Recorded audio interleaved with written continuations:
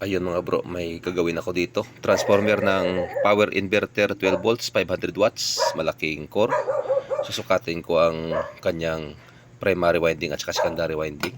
Galing siya dito sa Hillmore power inverter 12 volts ito, 500 watts ang laki. Ito pala ang sukat ng kanyang core. So height 6 inches, yung width ay 7 inches, at saka yung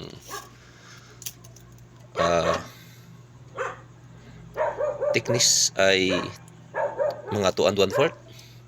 So height, width, thickness 6 by 7 by 2 and 1/4. So ito, sukatin natin ang kanyang magnet wire. Ang gawin ko dito mga bro ay i-reconnect ko ito. Gawin ko itong battery charger. So ito, gawin ko itong input. Gawin ko itong primary winding. At saka yung mga, ito yung dami oh. Pipilian ko ito. Kukuha ako dito ng kung kaya 12, 24, 36 to 48 dahil ang dami. So pag pwede na hindi ko na siya babakbakin ay napakaganda nitong gawin battery charger mga bro. Ito, sukatin ko yung kanyang primary, yung gawin kong bali primary winding niya ay ito. Sukatin ko. Ang laki ng wire ay ayan, pasok siya sa 14. Pag 15 siya ayaw na. So ang primary winding niya ay number 14.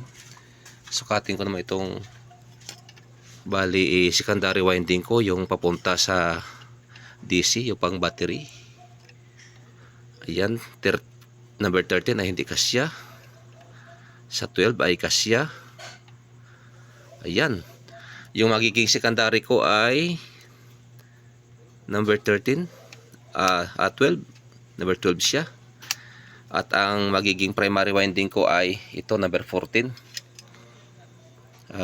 Tama ba? 14. Yan. So tama. Sa 15 ay hindi na siya papasok. So number 14 ang primary, secondary ay number 12. Yan. Ulit. 12 ba? Ayan. Kasi ang 12. So primary number 14, secondary number 12. At ito na. So subukan ko ito kung kaya niya ba i-absorb yung 220 input sa ating power supply.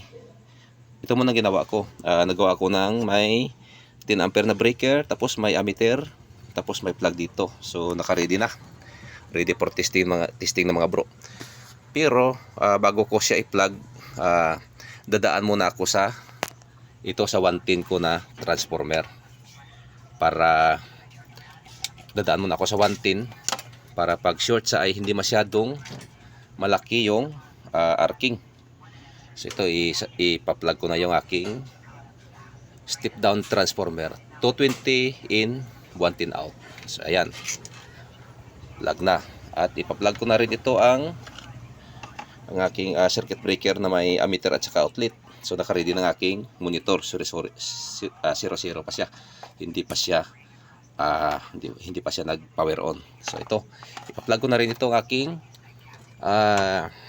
breaker sa 110 na transformer. So ayan na mga bro. 0 pa, power on natin. Ayan. Ayan. At ayan, nagre-reading siya ng 105.7 volts. Ngayon, ito na yung aking primary input ng transformer nito, kung kaya niya ba. So kung malaki ang ampere sa 110 ay gagalaw na yung ammeter ko. Ayan, naka-0 pa. So ayan oh. So okay siya, ang liit lang ng spark. Ayan. At parang hindi niya mapagalaw yung ammeter ko. Ayan. Ang liit ng spark. Ibig sabihin ay pwede siya sa 220. Kaya niya ito i-absorb yung 220 input. So ngayon magpapalit ako ng power, hindi na 110. Ayan. naka 106.0 volts. Ngayon, ililipat ko itong aking breaker supply dito sa transformer sa 220. Ito yan, plug ko na yung aking 110. Ipa-plug ko na yung 220. Mag-testing na ako sa 220. Yan, naka-plug na. At ang tester natin ay ayan, naka zero reading dahil hindi pa na siya na on. Ayan. Ngayon ay power on natin.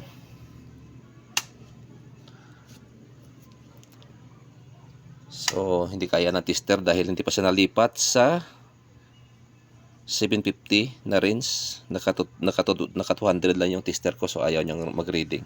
Lipat natin sa 750. Hindi niya kaya ang nakaset lang siya sa 200. So ayan, power on natin. Ayan, mayroon na tayong 233 volts AC sa ating ito. So ngayon, subukan natin kung kaya ng 220 power supply ng ating gawing battery charger na transformer nito. So ayan, pag malaki ang spark ay malaki rin yung galaw ng ating ammeter. Yan. Pero kaya oh. Yan. Palagay ko kaya. Medyo yung sparking niya ay okay lang. So yan oh. At ang galaw ng kanyang ammeter ay ayan oh. So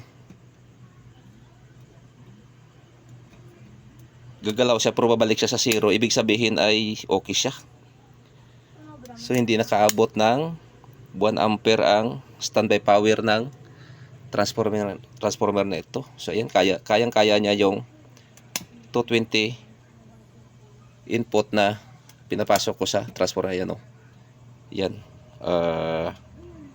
Halos gagalaw siya pag i-ignite pero babalik siya sa zero. So siguro almost 1 amp lang ang standby power ng transformer na ito. Yan oh. Ang voltage input natin ay 234, 33, ito 35 volts. So ayan mga bro. Kayang-kaya niya i-absorb yung 220. So pwede siya gawing battery charger. So ayan, maganda yan. Pag magtugma yung mga voltage dyan, makakuha ako ng 13 to 14 volts. Ayan, i-series ko yan. 13, 26, next 38 o 39, and next is up to 50 volts ay maganda ito sa battery charger. So ayan mga bro, nasubukan ko na i-test sa 220 input yung transformer na ito.